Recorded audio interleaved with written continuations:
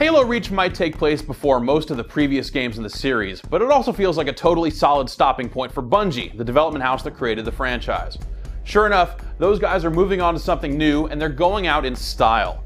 Reach has a multiplayer component that goes deeper than it ever has before, with new options to tweak in custom games, expanded options for getting into games with other players that you may or may not know, and a new psych profile system that might actually help in the fight against the stereotypically intolerant base of players that tend to flock to the Halo franchise and then immediately call you bad things for not playing it right. Is it wrong that whenever I think about those guys, I think of a young Fred Durst wearing an Xbox Live headset? Anyway, along with that multiplayer comes a fresh new campaign that tells one of the best stories that the Halo universe has had. You play as a new addition to Noble Team, a crew of Spartans stationed on the UNSC headquarters world of Reach. If you've been following the Halo fiction, then you probably already know that the Covenant invasion of Reach is one of those early period events that set up the core Halo trilogy. But don't take that to mean that you're going to be covering known territory. The story is the Reach campaign's greatest strength, as it tells the tale of the fall of Reach from the perspective of these 6 Spartans. Sure, you know the planet is going down, but the specifics of the invasion are much more interesting when seen through the eyes of your own personal Noble Six. Six is the character you'll control in the story, and he, or she if you'd rather, is a new addition to the team.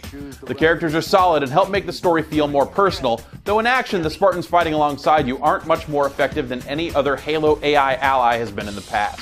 You're the one doing most of the shooting. The campaign offers up some interesting twists, but you'll quickly recognize it as the standard Halo campaign in style and length. I feel that the pacing falls a little flat during the last couple of missions. It essentially gets to this point where you sort of know exactly how the rest of the game's going to go, and the story even implies that you're supposed to be in a hurry, and then it places a mountain full of dudes in your way. At that point, the general combat just starts to drag. I ended up running past enemies as much as possible and a struggle to just get to the next checkpoint without having to actually fight. It all just got kind of boring. But an underwhelming third act isn't enough to hold Halo Reach back. If you've ever cared about Halo's multiplayer in the past, you'll probably go nuts with what's available in Reach. Matchmaking has been added to more modes this time, so if you want to play firefight mode with strangers, you totally can. Campaign matchmaking is also said to be in there, but as of this recording, there doesn't seem to be a playlist up and running that supports it. Firefight mode is made way more interesting via the addition of some different game types and the same type of options and tweaks that were introduced in Halo 3. Of course, the competitive multiplayer also benefits from this stuff, and the ability to create your own game types and map variants to share with the community is still in and still awesome.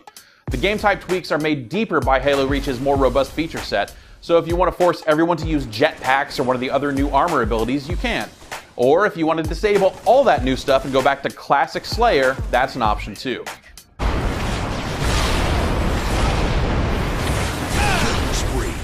Double kill.